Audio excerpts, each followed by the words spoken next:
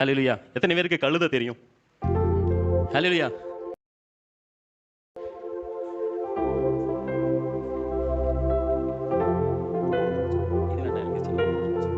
எத்தனை பேர் கழுதையை பார்த்துருக்கீங்க? எத்தனை பேர் உங்களை கழுதைன்னு திட்டியிருக்காங்க? யாரையுமே திட்டினது இல்லையா?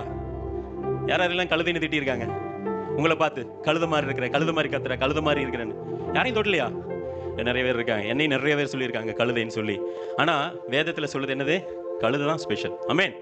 கரெக்டு தானே? எத்தனை பேர் நீங்கள் ஸ்பெஷல்? இப்போ சொல்லுங்கள், எத்தனை பேர் நம்மலாம் ஆண்டவருக்குள்ள விசேஷித்தவர்கள்? ஏன்னா இப்போ நீங்கள் ஒரு ஃபார்ம் எடுத்துக்கோங்க. ஒரு பண்ணை இருக்குன்னா குதிரை இருக்கும், மாடு இருக்கும், கழுதை இருக்கும். ஆனால் எதுக்கு அதிக இம்பார்ட்டன்ட் கொடுப்பாங்க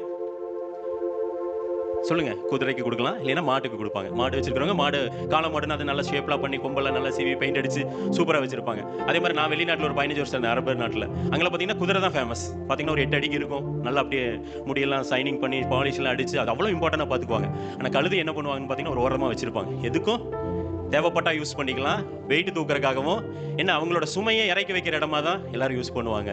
ஆனால் வேதத்தில் சொல்லுது ஒரு இடத்துல இயேசு அந்த கழுதை மேலே ஏறணும்னு கருதிக்கு என்ன கிடைச்சிச்சு?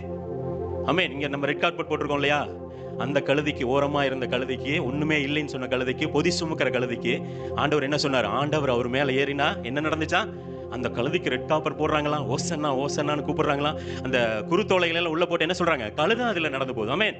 கரெக்ட் தானே? ஆண்டவர் அவர் மேல இருந்தாரு, கழுதை அங்க நடந்து போச்சு. ஆமென். எத்தனை பேர் இது விசுவாசிக்கிறீங்க? இப்போ உங்களை பார்த்து கழுதைன்னு சொன்னா நீங்க என்ன பண்ணுவீங்க? சந்தோஷப்படுவேன். ஏன்னா என்ன, நிறைய பேர் கழுதைன்னு சொன்னாங்க. நான் பெருசா படிக்கல. ஆனா தேவன் பாத்தீங்கன்னா இந்த கழுதையும், நான் ஒரு 10 வருஷத்துக்கு முன்னாடி என்னோட பைபிள்ல பின்னாடி பேஜ்ல ஜிஎம் ஆகணும்னு எழுதியிருந்தேன். ஒரு 10 இயர்ஸ் இருக்கும். எப்ப ஞாபகம் இல்லை, ஆனா பின்னாடி எழுதியிருந்தேன். ஆனா நான் மறந்துட்டேன். என் தேவன் மறுக்கல. ஆமென்.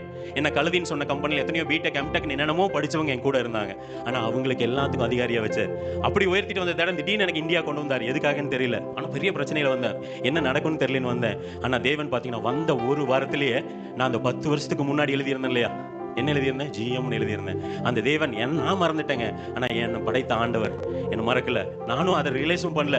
போன ஒரு 6-7 மாசத்துக்கு முன்னாடி என் பைபிளை திறந்தப்ப தான் பார்க்குறேன், பின்னாடி எழுதி வச்சிருக்கேன். லாஸ்ட் பேஜில் எழுதி அதெல்லாம் கிழிஞ்சிருச்சு, பாதி முக்கவாசி. ஜிஎம்னு எழுதியிருந்தேன். எவ்வளவு பெரிய நல்ல ஆண்டவர் நம்ம.